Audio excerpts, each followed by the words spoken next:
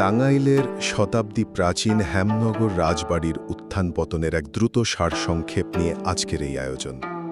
প্রকৃতির এক ভয়াল ধ্বংসলীলা থেকে উঠে এসে কিভাবে একটি বিলাসবহুল প্রাসাদ একসময় প্রবল ক্ষমতার কেন্দ্রবিন্দু হয়ে ওঠে, আর আজ তা কেবলই এক জীর্ণ শিক্ষা প্রতিষ্ঠান, সেই বিস্ময়কর গল্পটি আজ আমরা জানব।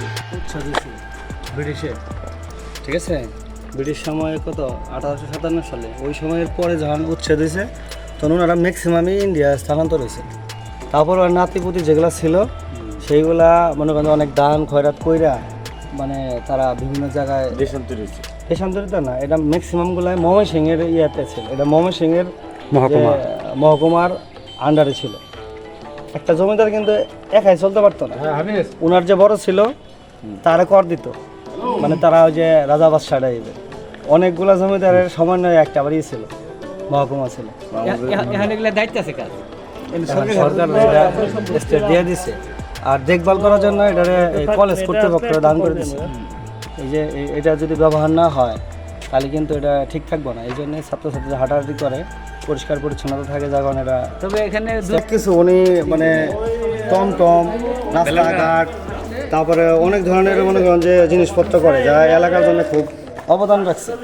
ঠিক আছে, এই জমিদার খুব প্রজা হিতৈষী ছিল, মানুষের অত্যাচার করতো না, অনেক অবদান আছে। মুক্তিযুদ্ধের সময় এটা ঘাঁটি ছিল, এখান থেকে যুদ্ধ পরিচালনাতে এই এলাকা। তবে এটা একটা ঐতিহাসিক স্থান, আমাদের টাঙ্গাইলের কয়েকটা বড় যে অবদান আছে ইতিহাসে, তার মধ্যে এটা একটা অন্যতম। তো আমরা সবগুলো আস্তে আস্তে আমরা দেখবো ইনশাল্লাহ। হ্যাঁ, আজকে আমরা হেমনগরী করলাম, এর পরবর্তী আমরা আর একটা জমিদার বাড়ি নিয়ে কথা বলবো এবং ঘুরে দেখাবো ইনশাল্লাহ। আমাদের প্রথমত চলুন দেখি যমুনার করাল গ্রাস থেকে কিভাবে এই রাজবাড়ির পুনর্জন্ম হলো। তো জমিদার হেমচন্দ্র চৌধুরী 1880 সালে সুবর্ণখালী নদী বন্দরে বিশাল এক রাজবাড়ি বানিয়েছিলেন, কিন্তু যমুনার ভয়াল ভাঙনে সেটা একেবারে তলিয়ে যায়। তবে তিনি কিন্তু হাল ছাড়েননি। 1890 সালে শিমলাপাড়া গ্রামে নতুন করে বিশাল এক দ্বিতল প্রাসাদ গড়ে তোলেন।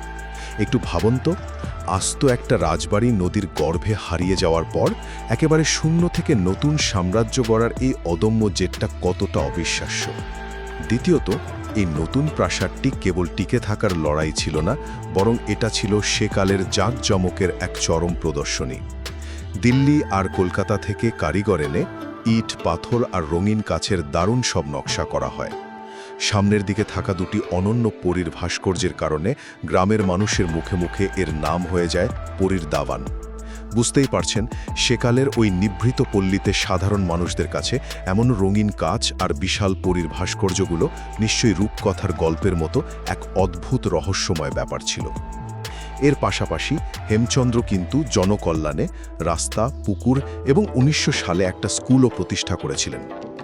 পরিশেষে চলুন দেখি কিভাবে এই বিশাল রাজবাড়ির পতন ঘটল।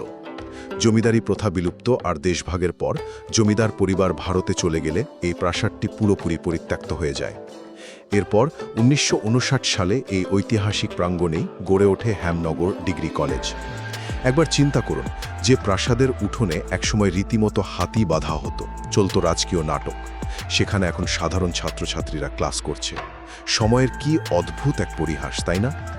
হেমনগরের পরীর দালান হয়তো আজ তার জৌলুস হারিয়ে ক্ষয়ে যাচ্ছে, কিন্তু এর প্রতিটি ভাঙা ইট আজও আমাদের চোখে আঙুল দিয়ে দেখিয়ে দেয় যে সময় আর প্রকৃতির কাছে মানুষের গড়া কোনো অহংকারী চিরস্থায়ী নয়।